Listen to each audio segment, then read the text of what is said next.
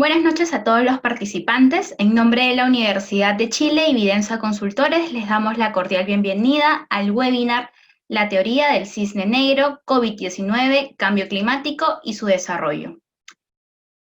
Antes de empezar, vamos a indicarles algunas recomendaciones importantes para que el webinar se pueda desarrollar con total normalidad. Las preguntas las pueden realizar en el chat de la plataforma que se encuentra a la mano derecha de sus pantallas. Antes de finalizar el evento, agradeceríamos por favor contestar la encuesta que les enviaremos por ese mismo chat. Contamos con la presencia del embajador de Chile en Perú, Andrés Barbé, Milton von Hesse, director de Vidensa Consultores, y Camilo Navarro, director del Diploma en Economía del Desarrollo Sostenible y del Cambio Climático. Damos inicio con unas breves palabras del embajador. Adelante, por favor, señor embajador. Muy buenas noches.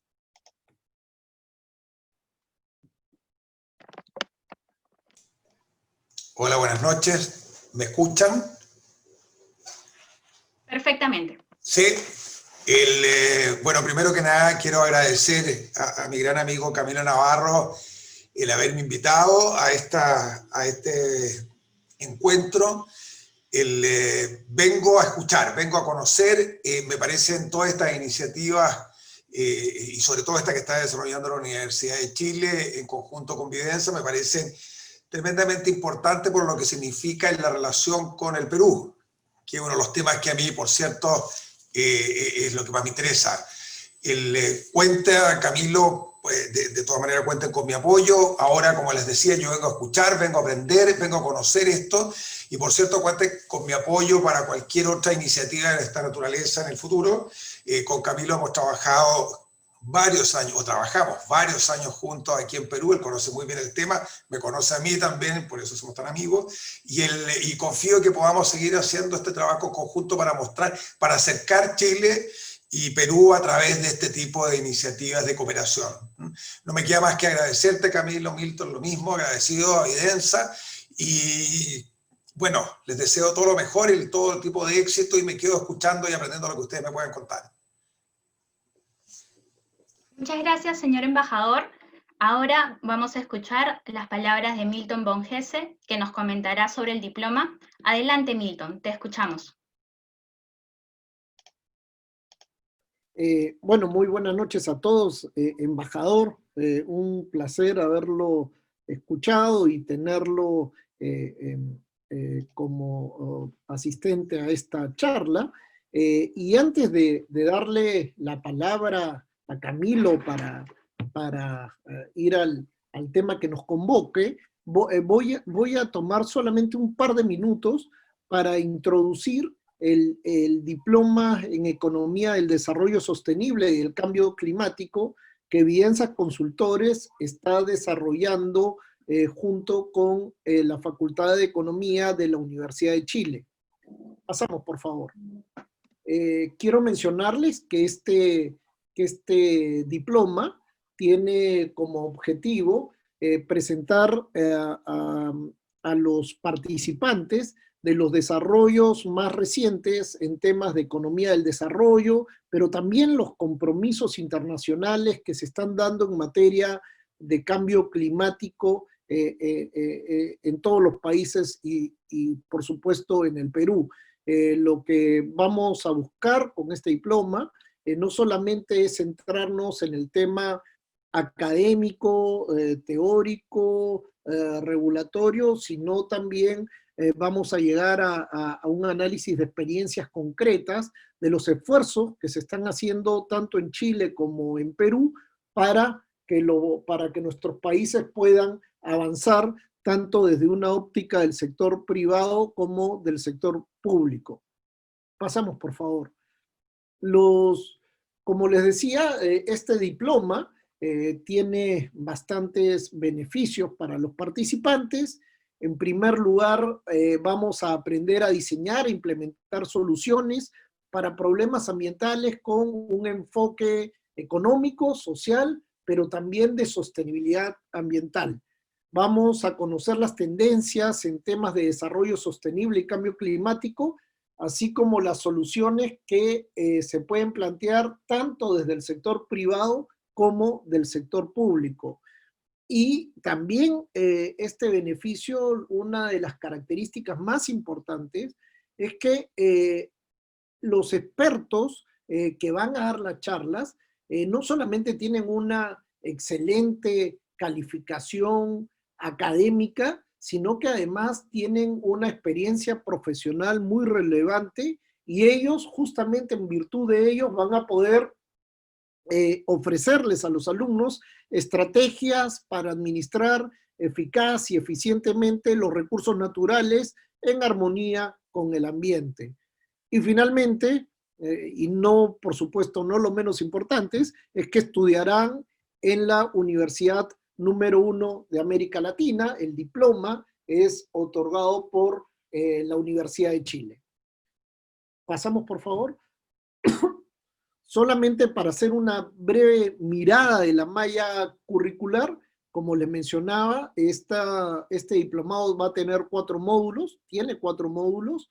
El primero es de desarrollo sostenible, donde se hacen recuentos más conceptuales, se habla mucho de este balance entre sostenibilidad ambiental, sostenibilidad social y crecimiento económico, absolutamente importante.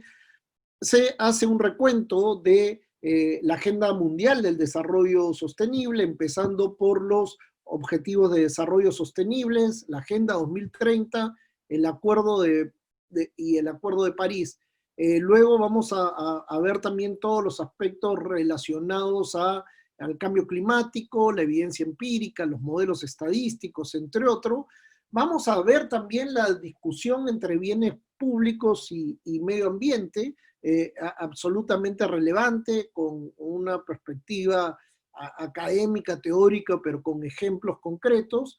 Y luego vamos a hablar también de economía y cambio climático, ¿no? Antes, en mi generación, esto se veía como un trade-off, como que era crecimiento económico y sostenibilidad ambiental, eran como que colisionaban. Hoy día se ha avanzado mucho y hay desarrollos académicos que muestran que son absolutamente compatibles. En el módulo 2 hablamos de la sostenibilidad ya medioambiental, los esfuerzos públicos para abordar la transición baja en carbono, todo lo que se está haciendo, la COP21 de ahí en adelante, acción del sector privado frente a la transición baja en carbono, qué tiene que hacer el sector privado, cuándo, cómo. Es importantísimo. Lo que hemos visto en los últimos años es que el sector, las empresas que no se adaptan al cambio, van a tener problemas luego en los mercados de destino, sobre todo si estamos integrados a la economía global. Y finalmente en este módulo 2 vamos a hablar del financiamiento climático, ¿ya? Cómo vamos a poder gestionar los riesgos climáticos y cómo accedemos a mecanismos de financiamiento innovadores que hoy día la comunidad internacional nos ofrece, ¿no? Desde el Fondo Verde y otras iniciativas mundiales. Pasamos, por favor. Y finalmente, con esta lámina a cabo, el módulo 3 es adaptación al cambio climático, colaboración público-privada. Este es el tema perfecto para entender que acá sector público y sector privado no son antagonistas, sino que deben ir de la mano. Vamos a hablar de los escenarios climáticos futuros del Perú, cambios en los riesgos y potencialidades productivas, el análisis de vulnerabilidad económica, social, ambiental, el contexto regulatorio en Perú. También vamos a hablar de la estrategia de gestión integral del riesgo ante el cambio climático. También vamos a dar herramientas de información, monitoreo y sistemas de alerta por riesgo. Transferencias de riesgo es fundamental, y también hablar un poco de gestión de desastres y desarrollo de la resiliencia a propósito de los impactos que tiene el cambio climático en la gestión de riesgos de desastres. Finalmente, en el último módulo, vamos a hablar de oportunidades y desafíos para el sector privado en un planeta sostenible. Vamos a hablar de la economía circular, de la sociedad, del consumidor final. Es fundamental hoy día estar alineado con estos nuevos conceptos. Vamos a hablar también de ok, si yo conozco los conceptos, cómo son los estándares de sostenibilidad, vamos a ver herramientas de gestión de sostenibilidad para las empresas, y vamos a hablar también del sentido y riesgo de las empresas, ¿no? Desde una mirada sustentable. Finalmente vamos a ver dos casos que son distintos, pero son absolutamente paradigmáticos, dos casos que vienen de la experiencia chilena, de cómo el sector privado está haciendo gestión sostenible desde la actividad privada. Primero es el caso de Viña Emiliana, y el otro caso es de la empresa Anglo American. Y como ven, esta malla curricular ha sido definida para tener presente cuál es hoy día, cómo enfrentar de la mejor manera, tanto desde el sector privado como el sector público, los retos ambientales, y cómo insertarnos de manera eficiente, eficaz, en esta necesaria acciones que los países tienen que tomar frente al cambio climático. Dicho eso, yo los dejo con Camilo Navarro para que pueda ya entrar al tema directamente de la charla que nos convoca.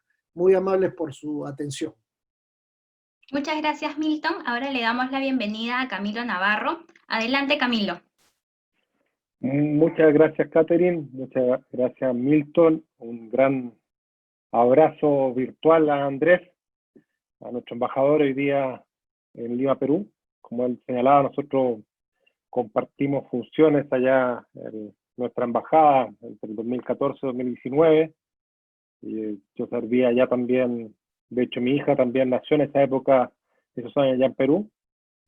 Y al fin de cuentas, Perú es mi segunda casa, en ese sentido. Y como practicante de la integración, cuando me pidieron desarrollar este diploma a fines del año pasado, obviamente ya tuvimos la primera versión acá en Santiago de Chile, también virtual, entre junio y acabamos de terminar ahora a fines de agosto. Lo primero que se me ocurrió fue pensar, y lo planteé, ¿por qué no hacemos esto hoy día, dado el tema de la pandemia y el reconocer todas las otras tecnologías, las distintas plataformas que hoy día nos permiten reunirnos virtualmente y desarrollar estos diplomas? Yo lo vi haciendo clases en la universidad también en pregrado, si bien no es quizás lo óptimo en términos del contacto físico, pero sobre todo para lo que a nivel de posgrado, de diploma, donde los tiempos nos escasean, creo que ha sido una muy buena opción, muy buena alternativa. Han sido muy dinámicos los distintos diplomas que hemos estado cursando, y por eso nació esta posibilidad, esta idea de hacerlo allá en Perú, con un foco obviamente de integración. De hecho, los profesores son de ambas nacionalidades, y hoy día quiero un poquito provocar, ver la importancia que tiene el tema. Hoy día estamos viendo realmente una emergencia climática. Hoy día por eso hago esta vinculación entre el COVID, cambio climático y desarrollo sostenible. A partir, que no sé si lo conocen, que es la teoría del cisne negro, ¿no? Ahora, comenzando, entendiendo, yo esto lo estoy planteando, yo soy economista, y mi expertise inicial siempre fue el tema de la economía internacional, desarrollo económico, y esto naturalmente me fue llevando y forzando. Yo no vengo del mundo ambientalista, yo soy convencido de que esta urgencia que les planteaba es real, y estamos hablando de un tema que es absolutamente, estamos en la cresta, en la cima del conocimiento. Porque quizás van a escuchar algunos términos que recién están definidos hace 5 años, 4 años, y se están redefiniendo y se están adaptando, y todos los organismos internacionales quieren hablar de esto, y es por algo. Ahí se lo vamos a plantear. Partamos, si vemos los últimos 100 años, realmente han sido los que han generado mayor valor y forma más rápida en la historia del planeta. O sea, por lejos, si uno lo ve, nuestro mundo, nuestro planeta Tierra, donde más ha crecido ha sido en los últimos años. Veamos acá, tenemos todos los 2000 20 años que hemos vivido, digamos, después de la era cristiana, y vemos que el mundo creció a una tasa del 0,02%, o sea, creció solamente un 50% en 1820 años. O sea, en 200 años es lo que tenemos ahora. Y ahí si hacemos incluso un mayor zoom, vemos esto, que tampoco es que sea una gran tasa de crecimiento, estamos hablando de un crecimiento promedio de 1,4%. Pero aún así, y el punto de inflexión obviamente lo hace la revolución industrial, y quizás un símbolo incluso de estatus de los países era mostrar fábricas con grande humareda avanzando, y como que no teníamos límite en esos términos. Yo creo que eso es el primer tema que vivíamos y enfrentábamos, como que dentro de la teoría económica nuestro problema era seguir asignando recursos, quizás escasos, para necesidades múltiples. Pero hay muchas de estos recursos escasos, esta escasez relativa que se nos está planteando y que nos hemos dado cuenta que existe un sistema sobre el sistema económico, sobre el sistema político, que es nuestro planeta, que está limitado. Nos limita nuestro quehacer. Y eso, antes, la única forma que lo habíamos vivido había sido con autodestrucción. La Primera, la Segunda Guerra Mundial, que lo hicimos nosotros mismos, los mismos seres humanos, nos autodestruimos y retrocedimos. ¿Sí? Hoy en día podemos decir que hemos visto muchas películas de ciencia ficción, muchas cosas que lo vemos como lejano, ¿eh? Nos podemos entretener, todo, pero hay personajes, situaciones que no son ciencia ficción. Y eso nos llama a la preocupación, a la urgencia, a la emergencia de enfrentar estos temas. Quizás no es el único, tenemos otros personajes en el planeta que también desconocen quizás el cambio climático, y ahí nos quiero llevar un poquito a la teoría del cisne negro. Este es un libro que sacó Nassim Nicholas ya hace varios años, pero él plantea, y aquí lo vinculo después, lo quiero vincular con el COVID, que nos afecta hoy día esta pandemia. La teoría del cisne negro plantea que un suceso debe cumplir con 3 atributos. Que sea algo atípico, sorprendente, ¿sí? Que no, como dice la palabra, no nos sorprende, no lo esperábamos. Y tiene un gran impacto, ¿no? Sistémico incluso. Y tercero, que ya ha pasado este evento, uno lo racionaliza retrospectivamente. Es lo que algunos llamamos también la resiliencia, ¿eh? Entonces podemos ver, reevaluar, repensar qué es lo que habríamos hecho mejor, qué es lo que explica lo que pasó. De ahí quizás algunos pueden cuestionar, quizás en el sentido de que el COVID fue o no fue un cisne negro. Hay algunos, incluso Bill Gates, dice que para él no fue un cisne negro, porque esto se sabía que la pandemia venía. Sí, quizás en un círculo muy pequeño de científicos, estaban muy claros y conscientes de que alguna pandemia, alguna epidemia iba a surgir.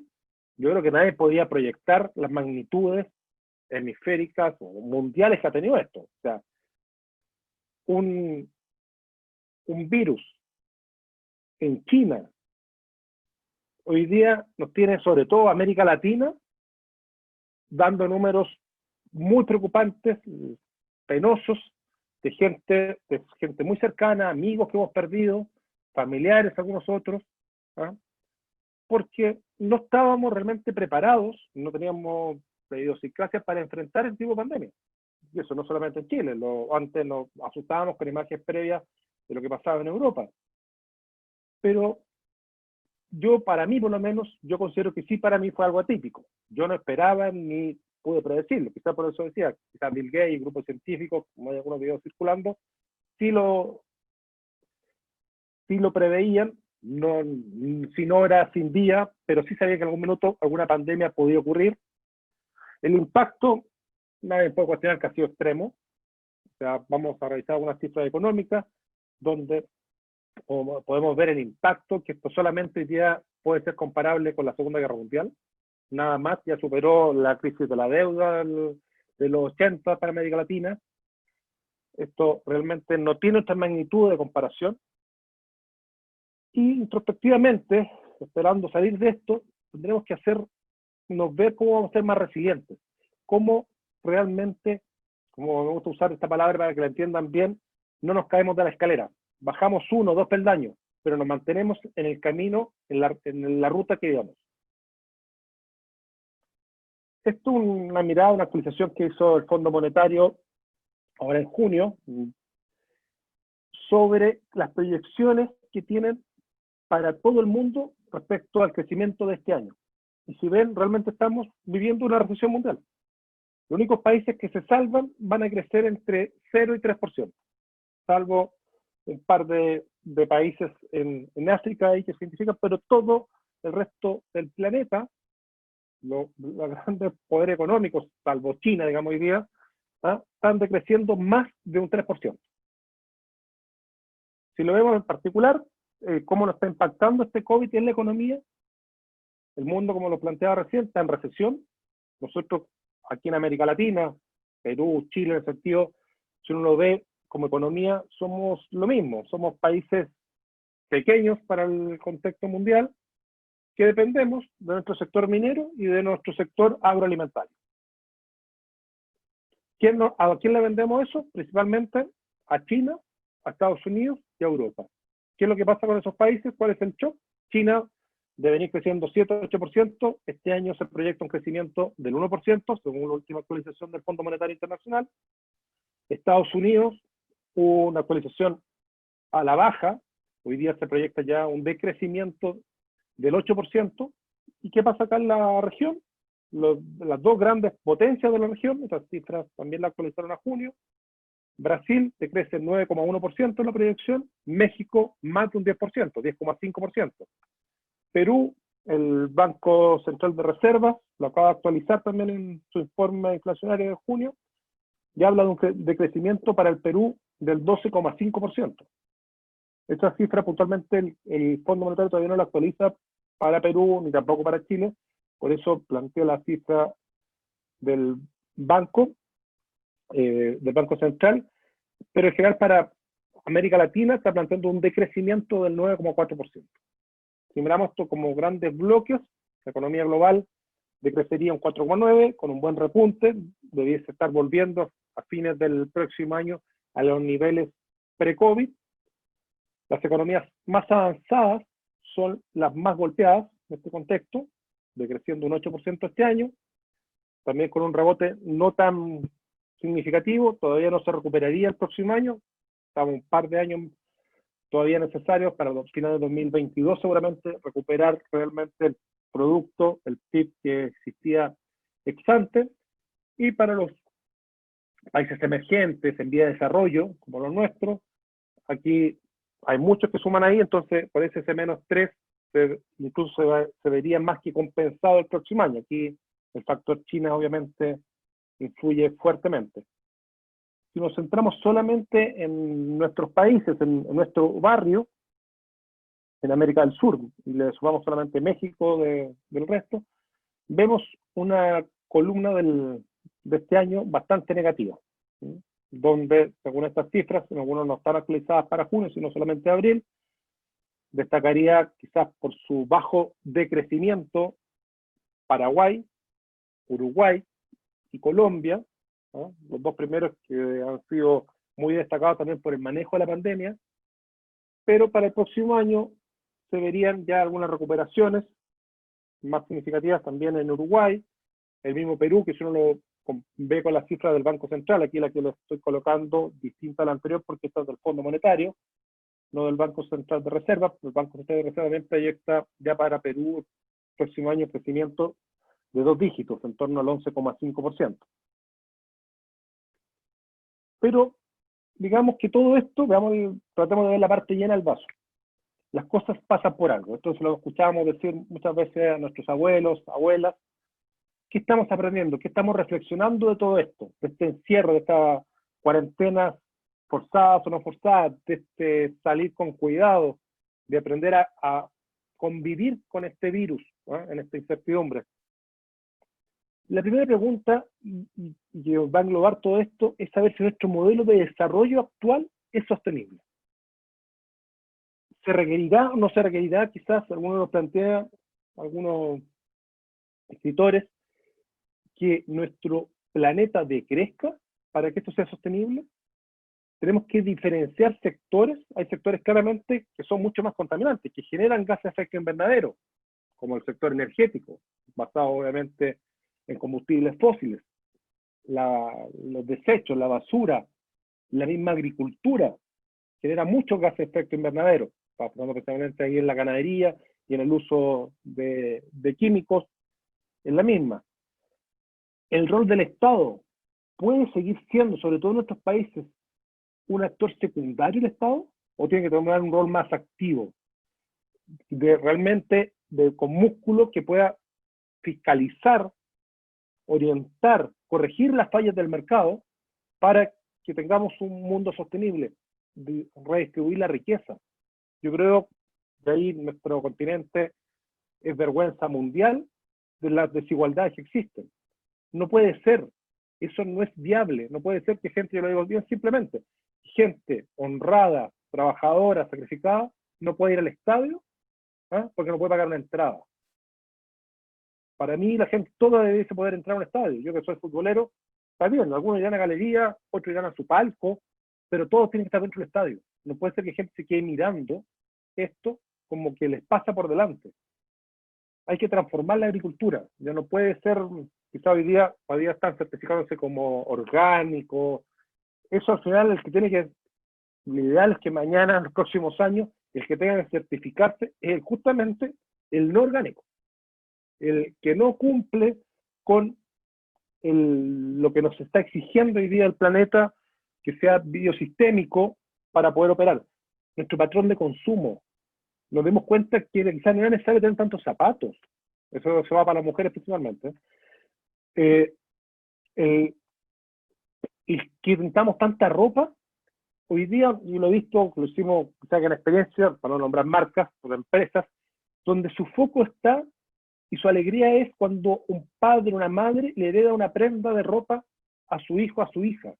Y que esa prenda de ropa, si hay que hacer algún arreglo, lo hacen ellos mismos. En cualquier tienda en el mundo uno puede llevar esa prenda y se la arreglan. Porque después quizás del sector energético, y todo, lo que más contamina por la cantidad de agua que usa, justamente es el sector textil. Entonces, esas cosas tenemos que saber remirar. ¿Necesitamos tantas cosas para vivir realmente? Aprendimos, creo que la pandemia nos ha ayudado a aprender a valorar lo que es esencial. Quizás esa llamada, ese contacto, esos abrazos que teníamos con nuestros familiares, con nuestros amigos, que hoy día pareciera ser un lujo. Aquí hay dos imágenes que creo que plasman muy bien los problemas que quiero señalar o destacar esta tarde, esta noche. Por un lado, ven la imagen de las olas. Hoy día estamos con el tema del COVID, la recesión económica que estamos viviendo, que nos está afectando a todos nuestros países, pero viene una ola mucho más grande, mucho más terrible, que es el cambio climático. Algunos hoy día, yo antes hablaba del cisne negro, y hoy día están hablando del elefante negro, que es el mismo efecto del cisne, pero sumado a un elefante como una cristalería, que sabe que si un elefante en una cristalería va a dejarla embarrada, va a quebrar cosas, pero nadie se quiere hacer cargo de ese elefante, y esto es lo que está pasando con el cambio climático. Como que todos decimos, no, si no es tanto mi responsabilidad, es responsabilidad de Qatar, que es el que más contamina a nivel per cápita, o es responsabilidad de Estados Unidos, que es el país que más ha contaminado históricamente, o es China, que es el que más contamina como país hoy día. No es mi problema, no, y es el problema de todo lo que estamos en este planeta, porque hoy día el TAC, ya los científicos lo han estudiado, lo han analizado, acordado, si hoy día mantenemos la inercia de nuestras políticas públicas, y esto sigue igual, nuestro modelo de desarrollo, de crecimiento, la temperatura del planeta, que ya superó 1 grado, va a llegar a 4,1 grados. Con eso, el país, el mundo que conocemos va a cambiar totalmente. La temperatura del planeta no puede superar 1,5 grados, y eso significa hacer cambios radicales, drásticos. Ya me cuelgo en la segunda imagen, que es la portada del The Economist hace un par de meses, que justamente vinculándolo con la curva, aplanar la curva de la pandemia, también dice, este es el momento de aplanar la curva del cambio climático, de este aumento de temperatura. tenemos que tomar el control de esto, tenemos que tener un relato, tenemos que adecuar nuestro vivir, nuestro quehacer empresarial en las instituciones públicas para convivir y poder sobrevivir y llevar y dejar un planeta en igualdad o mejores condiciones para las próximas generaciones. Aquí solamente para destacar, porque de repente algunos incrédulos dicen que hay muchas curvas que uno puede construir y mostrar que la concentración atmosférica o la cantidad de gases de efecto invernadero, que es la línea que ven arriba, con la temperatura, que es la línea roja, se pueden dar. Hay muchas cosas que han aumentado en los últimos 100 años y no necesariamente están correlacionadas. Pero creo que hicieron los científicos es que vieron cuál es con este promedio de temperatura, cómo sería un modelo justamente de gases de efecto invernadero observado. Y ahí está la línea celeste. Y es prácticamente lo mismo que se ha ido dando. Entonces, esa relación está más que clara. ¿Cómo está cambiando? ¿Cuál es la evidencia de este cambio climático? Lo veíamos recién, está la temperatura, está también el nivel del mar, que está aumentando, todas nuestras zonas costeras están siendo afectadas, el pH del océano ha cambiado, la cantidad de hielo, la cantidad de miles de kilómetros cuadrados perdidos.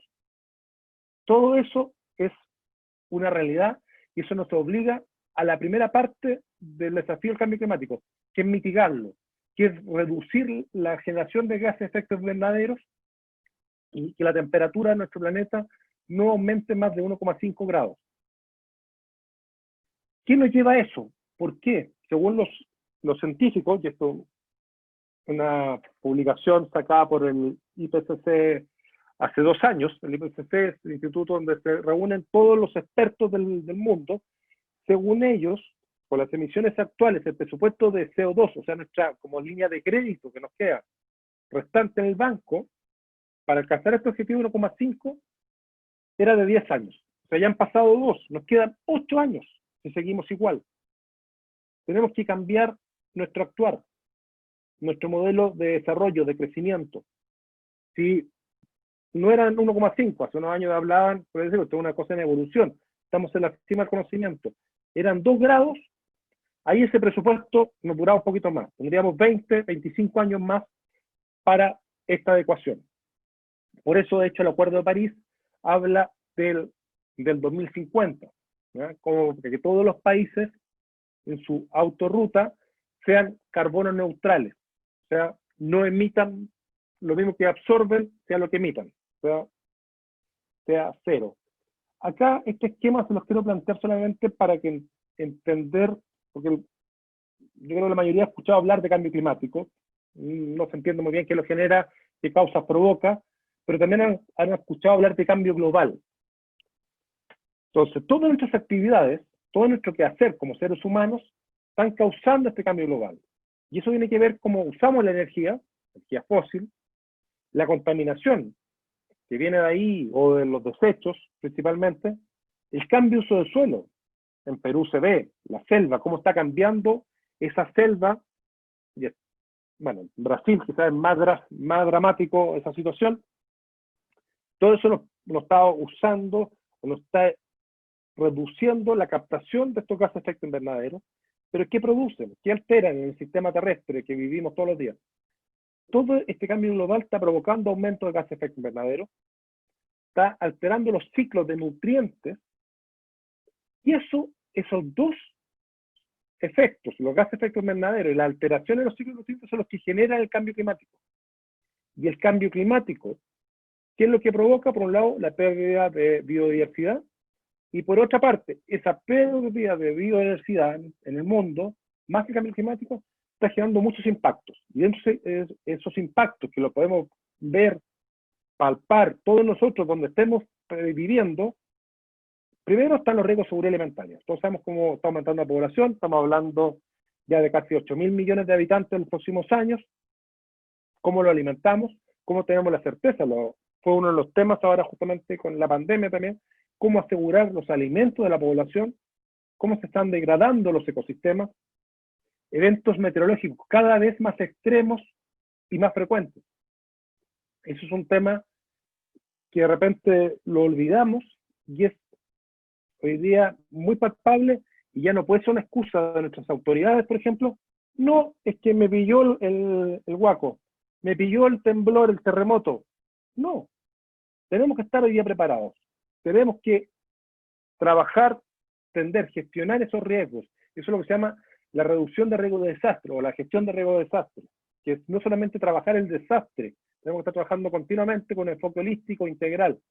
Están los efectos nocivos sobre la salud humana, lo estamos vivenciando con el COVID, el impacto de los océanos, todos los sistemas costeros están siendo afectados, hay mucho más marejadas hoy día, las migraciones, ya hay zonas del planeta donde la gente ha tenido que dejar de vivir en su lugar común porque hoy día no se puede alimentar ahí, no puede producir.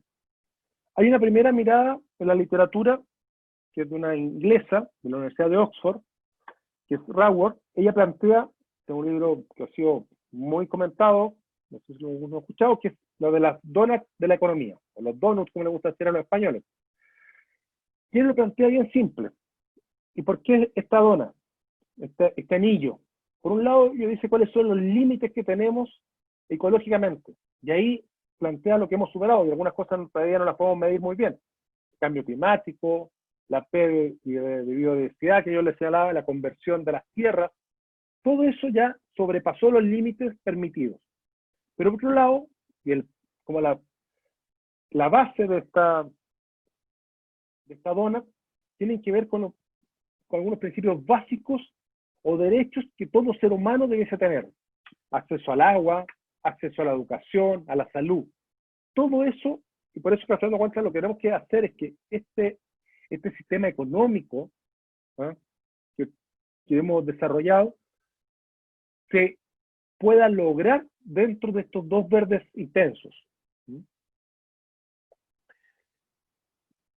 Hace ya casi 15 años, otro inglés, aquí el informe STEMS, fue muy conocido, para los que están en el ambiente más medioambientalista, y ahí fue el primer llamado de atención serio que se hizo sobre el cambio climático. Y aquí le destaco dos citas de su libro. Uno, que plantea que se requería una inversión del PIB al menos del 1% para mitigar, para reducir los efectos del cambio climático. Y de no hacerse esa inversión, se pondría una recesión global en torno al 20% del PIB. Con el COVID entendemos lo que es el 20% del PIB que crezca. Y por otra parte decía, el costo de inacción. ¿Qué es el costo de inacción? El costo de no hacer nada, el dejar todo igual. Ese riesgo al cambio climático, decía él, no hacer nada equivale a perder un mínimo de un 5% anual del PIB. De ahora en adelante, eso lo planteaba él el año finales del 2006. ¿Qué es lo que más importante para mí concluir de su libro en este minuto? Fueron cuáles son las consecuencias que tiene el cambio climático sobre la economía, sobre el crecimiento, sobre el desarrollo. Por un lado está reducir las emisiones, lo que hablaba antes, la mitigación. Por otro lado, que todos los países van a ser afectados. Aquí no podemos decir no, que tú eres más culpable, me da lo mismo. Puede ser que uno de nuestros países, Perú, Chile, hoy día, sumados los dos, le lleguen al 0,5% de los gases de efecto invernadero del mundo. Pero ¿qué importa? Vivimos, sufrimos sus efectos. Tenemos que aportar. No podemos negarnos que si no lo hace China yo no hago nada. No, aportemos. Aquí todos tenemos que hacerlo porque si no, esto realmente se nos va a desmadrar. Y el problema, y está más que demostrado, todos los desastres así lo plantean, que los países más pobres, y en particular sus poblaciones más pobres, son los más afectados. Las poblaciones más vulnerables siempre son más afectadas ante cualquier desastre. Y lo otro raya para la suma, más allá de la mitigación, que quizás nosotros, Perú, Chile o América Latina en general, con la excepción quizás de Brasil, no podemos mover la aguja. Por ende, y sabemos que los efectos del cambio climático duran 100 años. Aunque hoy día cambió todo, pura energía renovable, no se contamina más. Aún así tenemos 100 años más de efectos de la contaminación actual. Eso significa que de lo que tenemos que trabajar, sin ninguna duda, es la adaptación al cambio climático. ¿Cómo nos adecuamos a esta nueva realidad? Ya no es posible evitarlo. Por eso tenemos que tener mejor información, crear infraestructura adecuada, cultivos en el mundo agrícola, nosotros que somos exportadores de alimentos, más resistentes a estas nuevas condiciones climáticas, pues si no, esto no va a ser viable. Aquí les planteo unas estimaciones mucho más recientes de qué es lo que pasa sobre el PIB mundial de acuerdo al aumento de la temperatura. Decíamos que el óptimo es que no aumente más de un 1,5. Eso ya solamente en el rango todavía de lo deseable nos plantea que afecta negativamente el PIB mundial, siendo que quizás no es la única medida, pero bueno, es la comparable, la que internacionalmente o más tiempo hemos utilizado, un 0,6% negativo. Ahora, si se da la tendencia que va hoy día de 4,1, de crecimiento del 6,4%, y solamente, hay que pensar que estamos midiendo este análisis, las proyecciones lo están haciendo en base al aumento de la temperatura, no están considerando incluso los desastres que el cambio climático genera. Si vemos esto más en profundidad respecto a América Latina, aquí nos encontramos que, por ejemplo, en el caso de Perú, para el 2030 debiese haber un retroceso del PIB del 2,5%, solamente por efecto de calentamiento global, y de 10,7% para el 2050. Aquí hay una particularidad que Chile incluso podría, en términos relativos, favorecernos porque tenemos mucha extensión de tierra en el sur, que el cambio climático hoy día la va a hacer cultivable, ¿no? Y eso es un poquito lo que explica estos números hasta positivos para Chile, que es una anomalía con todos los otros países de América Latina. Aquí están las emisiones, para que vean quiénes son los países que más emiten. Obviamente, somos los que pagamos los platos rotos nosotros. Son generalmente los países del hemisferio norte. Obviamente los países más industrializados, que fueron los que más contaminaron. Pero por eso decía, ya no sacamos nada con llorar sobre la leche derramada, hay que hacerse cargo de esto, hay que trabajar. ¿Por qué? Aquí hay un índice de riesgo climático global. ¿Quiénes son los países que más sufren con el cambio climático? Véanlo, puros países en general de América Latina, y donde obviamente Perú, Bolivia y Colombia dentro de América Latina son los más expuestos, son los más afectados dentro de este índice global de eventos climáticos extremos, los huacos, los efectos del niño o de la niña, dependiendo del tema. ¿Cuáles son los desastres que uno asocia al cambio climático?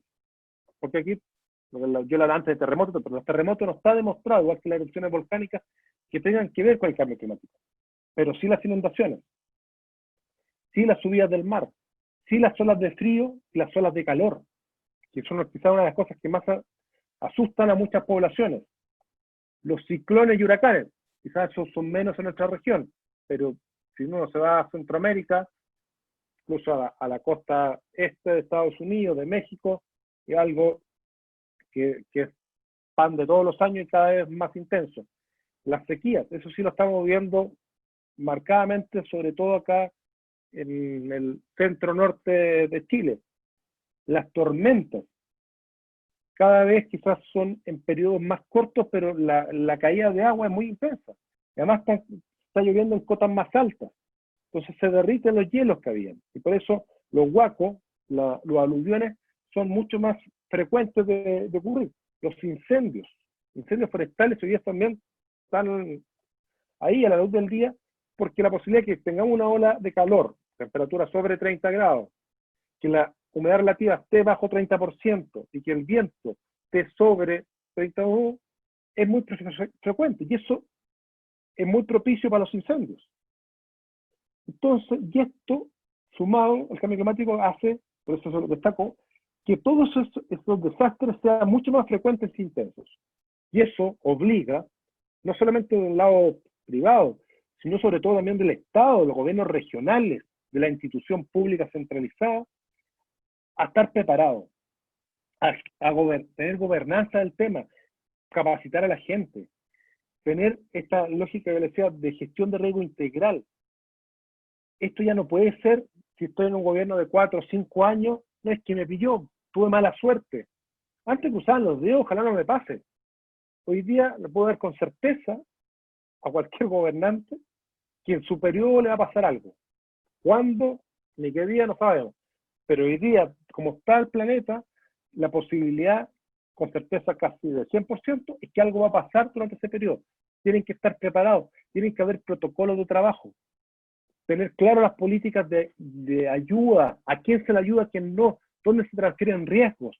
Es todo un tema bastante más complejo y por eso es que también dentro de los acuerdos internacionales no solamente, como vamos a ver, está el Acuerdo de París, también está el Marco Sendai, que busca justamente la reducción de los riesgos de desastre.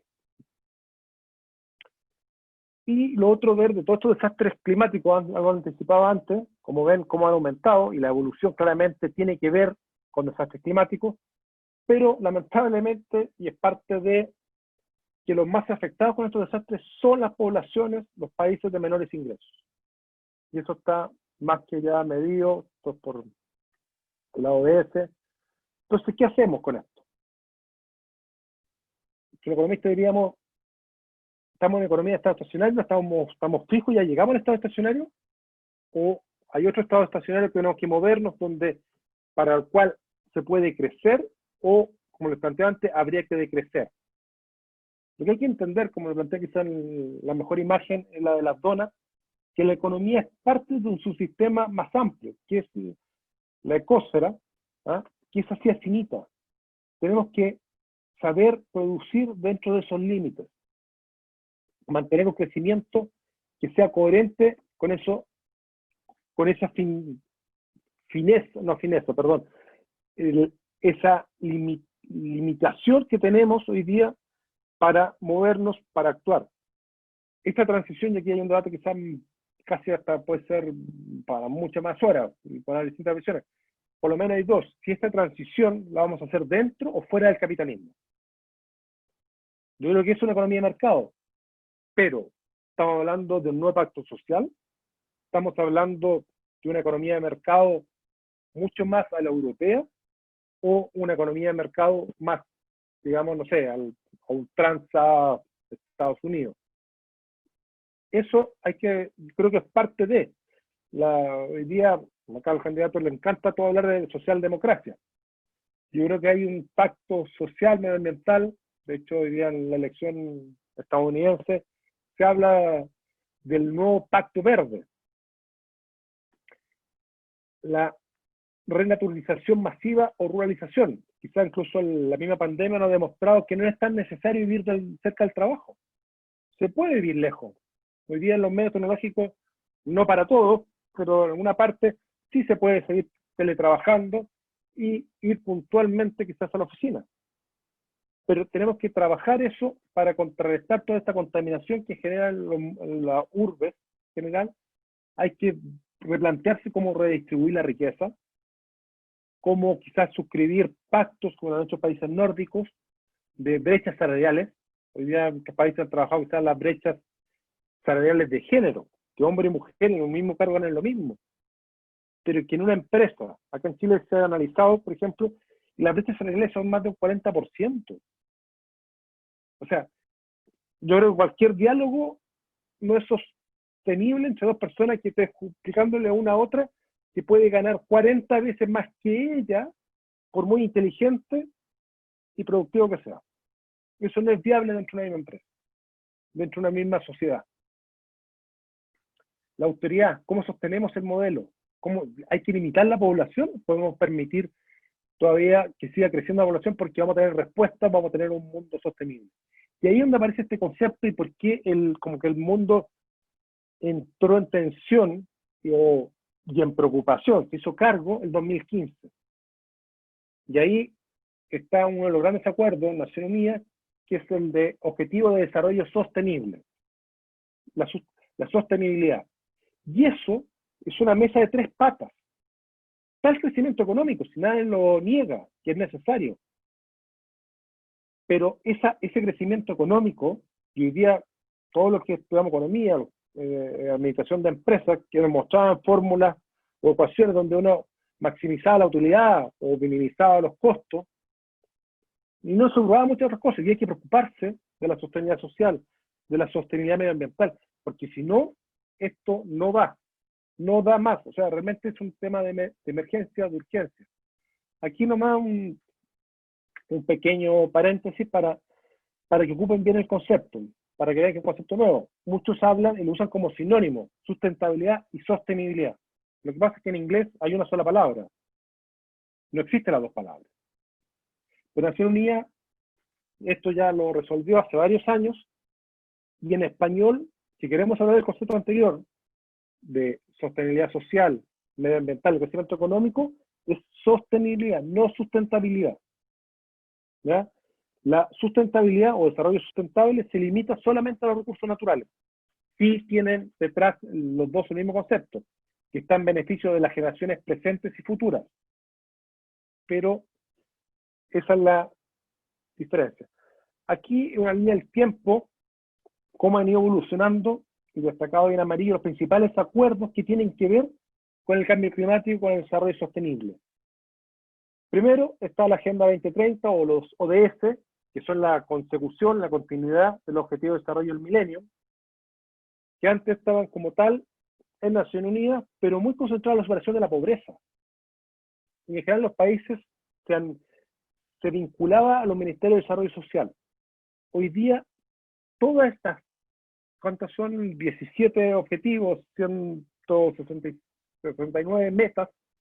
Hoy día, todas, cada una, ninguna se puede decir que es más importante que otra, y todas en sí hacen esta articulación, esta mirada integral de los tres conceptos que hemos estado hablando. Por otro lado está el marco de acción de Sendai, que por primera vez involucra a todos los sectores de la economía. Esta es otra ciudad, Sendai, una ciudad también de Japón, que también trabaja y pone muchas metas hacia el 2030, ante la inmigración, desastres, pero siempre como muy vinculado solamente a las oficinas de emergencia de los países, a trabajar el desastre. Hoy día estamos planteando y hablando de reducción de riesgos de desastre. Y por otro lado, en 2015 también está la COP21, más conocida como el Acuerdo de París, que es la que plantea todos los compromisos que han asumido los países, salvo algunos muy relevantes, que no son poca cosa, como Estados Unidos, China, India, ¿ah? Que plantean sus propias hojas de ruta para llegar hasta carbono neutral el 2050. Y después tenemos otros más, como está la agenda urbana, el marco de desarrollo de estadística, porque si no tenemos estadística, ¿cómo medimos esto? ¿Cómo lo monitoreamos? Pero conceptualmente estos son los principales tres acuerdos. ¿Cómo esto impacta a las empresas o organismos públicos también? Hoy día tienen que tener claro todas las empresas que su valor ya está en su riqueza y en el bienestar que genera la sociedad donde opera. Entonces aquí tienen que ver su impacto económico, su impacto ambiental y su impacto social. Todo esto tiene que aprender a medirlo, los consumidores se lo van a pedir, nosotros somos exportadores, principalmente países desarrollados. Hoy día países o empresas que no estén certificadas como empresas B o de Fair Trade, no van a comprar, o que no tenga, cuando le digan cuál es su huella de carbono, ay, ¿qué es eso? ¿Cómo se mide? Que no sé, no le compran. Lo van a dejar fuera del mercado. Aquí, para que vean cómo el concepto que hoy día están hablando en todas partes, estamos hablando de economía circular, ya no de una economía lineal, donde uno desecha, aquí todo se reutiliza, ¿sí? Todo tiene que estar mancomunado y tiene que ser realmente conciencia. O sea, están hablando de la certificación de empresas B, que nacen con y te evalúan estos tres conceptos. Hay desafíos, por ejemplo, que surgieron acá en Chile después del estallido social de octubre del año pasado, el desafío de las 10X, que dentro de una empresa, entre el CEO, gerente general de esa empresa, y el último peón, el auxiliar, no haya diferencia de sueldo de más de 10 veces. Eso es viable, es deseable, es posible, ¿no? Y aquí les dejo la cantidad de estándares de vida de sostenibilidad. También de repente cuando uno empieza esto se marea con eso, hay tantos, le dice, ¿cuál sigo? ¿Cuál no sigo? Yo creo que esto de a poco hay distintas normas, están los mismos ODS, que están señales, los Global Reporting Initiative, que son también muy consultados, validados. Todavía muchas empresas de los países como los nuestros, subdesarrollados, todavía certificarse gratis, ¿sí? eso está totalmente en transición y seguramente ahora con la pandemia se va a renovar eso porque era hasta, si no me equivoco, hasta el próximo año, pero se va a mantener. Eso es el llamado hoy día que nos queda como consumidores primero, solamente lo que se habla de las 5 R. Repensar si realmente necesitamos algo, rechazar lo que no se recurre, reducir uso de cosas, reutilizar y si ya no nos quedó otra, reciclar. Pero la idea es que no tendremos incluso llegar a reciclar. Todo se pueda reutilizar antes de eso. Ese es el llamado y eso es lo que hoy día vamos a ayudar a escribir ese relato, a entender, a cuestionar lo que hacemos en un PROM Perú, en una entidad supervisora, por ejemplo, de seguros, de entidades financieras, en un ministerio de desarrollo social, de agricultura, en una empresa, ya sea, de ahí somos muy similares, tenemos empresas mineras, agroalimentarias, tenemos que remirarnos internamente para ser realmente un aporte en este mundo. Y el más allá, y el que no esté convencido, tenga claro que si no lo hace también, va a ser al final descartado, no va a tener un diálogo con ese consumidor, con ese stakeholder con el que usted tiene que relacionarse en su diario vivir y para poder avanzar. La invitación es a que visiten este link que lo estoy dejando acá, ahí hay más información sobre el diploma, como lo decía, y esto es ir de la mano, si esto ya el desarrollo sostenible nos invita a colaborar, a competir un poco menos, ¿eh? A ser mucho más hermanos, amigos, y ir de la mano para dejar, esto le decía, un planeta, un mundo en igualdad o mejores condiciones para las futuras generaciones. Muchas gracias y abierto a cualquier consulta del público. Muchas gracias, Camilo. Ahora pasaremos a la ronda de preguntas. No sin antes recordarles que pueden realizarlas en el chat de la plataforma que se encuentra en el lado derecho de sus pantallas y ayudarnos a completar esta encuesta que también aparecerá en la misma caja. La primera pregunta que nos está llegando es de Aldo Olchese. La pregunta dice, ¿acaso el evento del COVID-19 es más un pato negro en donde ya desde hace años atrás se anunciaba la venida de esta pandemia? ¿Cree usted que deben hacer las organizaciones internacionales, los estados, nosotros como personas, a fin de prepararnos para futuros eventos similares que ya sabemos que se van a presentar? Bueno, yo creo que eso es parte de la discusión, si un cisne negro, que es un ave atípica, ¿no? Algo imprevisto, o realmente fue totalmente predecible, como decía, hay teoría en los dos sentidos. El llamado es que, todo lo que traté de transmitir, es que algún otro desastre, ya sea una nueva pandemia, una ola de calor o un aumento de temperatura brutal, nos va a afectar. Y el llamado es que ya tenemos que estar preparados. Ya no podemos decir que no nos pilló de imprevisto. No puede ser otro cine negro. Por eso le hablaba la analogía incluso con este elefante. Que el elefante en una cristalería se lo mete en una casa, desastre va a ocurrir. ¿Quién se quiere hacer cargo? ¿De quién es ese elefante? ¿Quién lo va a sacar? Ese es el tema, y eso es el llamado hoy día. Eso ya no puede seguir ocurriendo. La institución, las empresas, los consumidores, tenemos que estar preparados para esto que viene. Tenemos que saber actuar. Ya no nos puede pillar de imprevisto. Eso es un poquito el mensaje. Y un saludo fuerte, Aldo. Perfecto, muchas gracias, Camilo. La siguiente pregunta viene de Jorge Ruiz Portal y es la siguiente. ¿Cómo vinculamos el cambio climático, el COVID y el cisne negro? La exposición del cambio climático ha sido impecable, pero nos queda en esta incógnita. A ver, parece que fracasé en la explicación, pero traté de vincularlo en el sentido que el cisne negro es la teoría esta que plantea que es un evento imprevisto, un suceso, que tú no preveías, que tuvo un gran impacto, te afectó. Y que después tú aprendes de eso retrospectivamente, analizas para atrás para que no me vuelva a ocurrir. reconstruye mejor para que la próxima vez esté mejor preparada. Eso es lo que trata, esa es la vinculación, esa es la invitación a partir del COVID.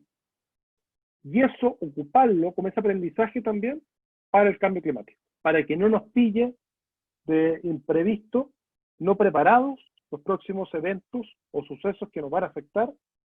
Espero que menos sorpresivamente, que estemos preparados, pero que nos van a golpear igual. Cualquier desastre, por muy preparado que yo esté, me va a golpear. Como decía, lo importante es ser resiliente y que no me bote de la escalera y no me haga comenzar de nuevo, que no me haga el PIB tenga que retroceder 30%. Eso es insostenible para nuestros países, que vuelva a ocurrir en 2, 3 años, 5 años más. Perfecto, muchas gracias, Camilo. La siguiente pregunta viene de Ana Ibarra. ¿Qué acciones concretas se pueden hacer teniendo en cuenta que somos un país pobre? ¿Qué se puede hacer para esta participación ciudadana sea más elevada? A ver, ahí tenemos que partir. Primero, todos estos organismos internacionales que planteaba antes, principalmente al Marco Sendai, tiene distintas recomendaciones, lineamientos que plantean los países, y ahí se han ido trabajando estrategias mancomunadas. Me tocó liderar último desde el 2015 a 2018 justamente la estrategia del sector agroalimentario de toda América Latina y el Caribe. Y en eso definimos, por ejemplo, 19 metas de corto, mediano y largo plazo de aquí al 2030. Y eso es una forma de trabajar en forma colaborativa. Y eso tenemos que irlo trabajando, analizando. Y más allá de los recursos, si países pobres o ricos tienen que hacerlo igual. Y si lo vemos por la restricción presupuestaria, hay mucho presupuesto al respecto. O sea, hay proyectos que financia la GIZ de Alemania o la Fundación del Clima Europeo. En ese sentido, hay recursos que no pueden ser la excusa para no tomar en serio este tema, para no enfrentarlo y tomar las medidas paliativas que se requieren. Tener la gobernanza, la institucionalidad que se haga cargo de esto. No puede ser que esto se siga trabajando como cuando ya toca un desastre, a ver quién está aquí, quién tiene tiempo, quién se hace cargo. Y dependemos del criterio de la persona que está en ese momento. Y si es un descriteriado, porque el criterio a fin de cuentas parece que no es tan común, nos puede llevar a descalabro en nuestros países, en nuestras sociedades. Entonces, eso es lo que tenemos que trabajar en forma seria, y no solamente en una oficina de emergencia. Esto hoy día, la solicitud, la sugerencia, que se trabaje en todos los sectores de la economía. Todos los sectores de la economía tengan analizado cuáles son sus amenazas, dónde están las poblaciones más vulnerables. Para eso trabajarlo ex ante, tener protocolos de acción, protocolos de ayuda, de colaboración, herramientas de información. Todo eso es lo que, digamos, queremos presentar, plasmar, tanto lo que hay en Chile, lo que hay en Perú, lo que hay en experiencia de otros países, para poder estar bien preparados y no solamente enfrentar este planeta. Si este planeta, esto no es una lógica solamente de gestión de desastres, es cómo hacemos negocios hoy día en este contexto. No podemos seguir haciendo los negocios igual. Eso ya fue. Esto es lo nostálgico del capitalismo ultranza, que todavía queda tiempo para adecuarse al tema. No, yo creo que eso ya realmente una utopía, igual como se señalaba que eran utópicos algunos que planteaban de sociedades demasiado igualitarias. Listo, la siguiente pregunta es de Ricardo Rosas. ¿Los países que están más cerca de la línea ecuatorial están más vulnerables al cambio climático?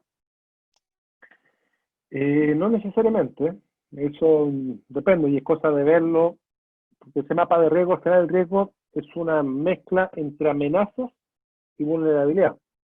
Entonces, un país rico puede tener muchas amenazas, pero si es poco vulnerable, tiene la estructura, tiene la logística, la institucionalidad para enfrentarlo, va a ser menos afectado. Entonces, y cosa de ver el mapa, o sea, habían países totalmente en los polos, en los extremos. Imagínense a alguien cerca del Ártico, que están en los de hielo. Ese puede estar mucho más afectado que un mismo Ecuador, ¿ah? O países de Centroamérica que están más cercanos al Ecuador. No hay una lógica que los que estén cerca del Ecuador son los más afectados, en ese sentido. Perfecto. La siguiente pregunta es de Miguel Chen. ¿Cuál debería ser el rol de los países en vías de desarrollo, sobre todo de aquellos que son más sensibles a los efectos de la crisis climática? Es tomarse esto en serio. Y la primera cosa, yo para mí, raya para la suma, es adaptarse a este cambio climático. Eso es para mí la primera instancia, porque nosotros movemos menos la aguja respecto a la mitigación. Tenemos que aportar y tenemos que hacerlo. Tenemos que ser carbono neutral próximamente y tenemos que sumar nuestro grano de arena. Pero es un grano de arena. La adaptación al cambio climático es vital, es nuestra sobrevivencia. Y eso es una adaptación que tienen que tener el mundo de los negocios, la institucionalidad pública, nuestro quehacer como consumidor. Todo tiene que adaptarse, adecuarse a esta nueva realidad. No podemos seguirlo negando que si yo voto un plástico, si yo voto aquí, si no reciclo, no afecto, no. Eso tenemos que cambiar ese chip. Y es urgente, eso es lo que esto ya no es un cuento de ambientalista de los 60, de los 80, de todo lo que decíamos que era exagerado. Yo creo que las cifras están, los números están, la evidencia está, para realmente preocuparnos y urgirnos de esto y ocuparnos de este tema. Si no, realmente no sé quién le podemos contar después a nuestros hijos y nietos. La siguiente pregunta viene de parte de Gisela Muñoz. ¿Las pandemias o desastres naturales son predecibles? ¿Toca al Estado prepararse prioritariamente? Como el ciudadano de a pie, ¿es posible concientizar esto y tomar realmente acciones? Es absolutamente, a ver, absolutamente hoy día está demostrado, hay estimaciones, hay con factores de error obviamente, que es absolutamente predecible que algo va a pasar. Lo que no te puede decir ningún científico es qué día, qué hora, pero que va a pasar un evento catastrófico en los próximos años, va a pasar. Eso es evidente, están pasando en todas partes, cosa de prender la televisión y encontrarse que en alguna parte o hay incendios en California, o hay inundaciones en la India, o después hay una inundación acá en un huaco en el sur del Perú, o el invierno boliviano. O sea, los tenemos hoy día, cada día, más intensos y más frecuentes. Lo podemos ver incluso en la industria de los seguros.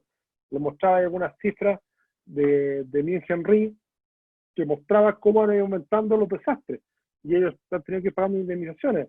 Lo quise mostrar otras láminas de los riesgos más evidentes en términos de intensidad y frecuencia. Todos tienen que ver hoy día con el medio ambiente, con el clima. La siguiente pregunta es, ¿podría ampliar, por favor, el concepto de empresas tipo B?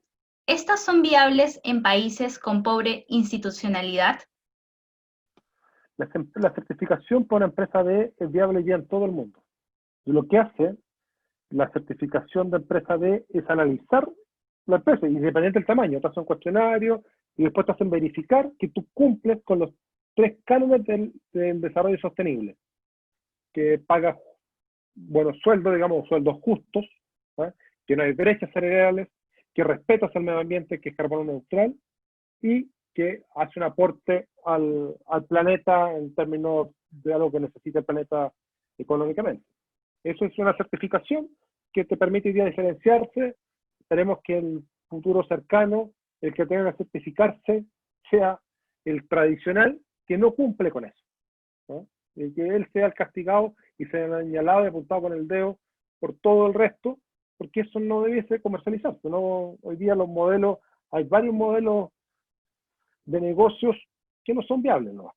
Y eso, pero eso apunta a la certificación, igual como decía, en el Fair Trade, que es un punto que apunta más al tema social, al de remuneraciones, de salarios dignos. La certificación B, que ha estado muy en boga en los últimos años, es mucho más amplia, más integral en ese sentido. Y finalmente, ¿en qué medida un diploma como el de Economía del Desarrollo Sostenible y del Cambio Climático nos ayudará a una mejor gestión en estos campos? Usted, yo creo que te va, bueno, no te quiero decir que te va del cielo a la tierra, pero te va a hacer primero consciente, te va a ayudar a medir, a saber tener esta fórmula de enseñar, o sea, a un ejecutivo cómo mostrarle resultados o plantear un plan de trabajo, un plan estratégico a un directorio. Eso es sustancial, o un funcionario a su ministro, o el ministro incluso, o un funcionario de una alcaldía al alcalde, cómo plantear un plan incluso de gobierno. Si uno mira los ODS, por ejemplo, podría tener un plan de gobierno, absolutamente, tiene ahí todo lo que tiene que hacer durante su gestión de gobierno. Y si uno lo limita a su sector, lo tiene para su empresa. Eso es lo que va a recibir, lo que va a tener con esto, con herramientas concretas, y por eso, de hecho, el diploma termina analizando experiencias de 2 empresas que lo han hecho. Una que nace en su tronco, en su corazón, como Viña de Viana, que nació como una viña orgánica, sostenible, y otro, como Anglo American, que tuvo que adecuarse a los cambios del tiempo, porque si no, la minería no seguía siendo viable, no iba a tener permiso para hacer extracción de minerales si no cumplían con ciertos cánones, y hoy día hay partes donde la mina está debajo de una ciudad, y todos conviven sin ningún problema. Perfecto, Camilo. Muchas gracias por la participación. De igual manera, invitar a todos los asistentes a poder completar la encuesta que se encuentra en la caja del chat. Agradecer también su participación y asistencia, y buenas noches con todos.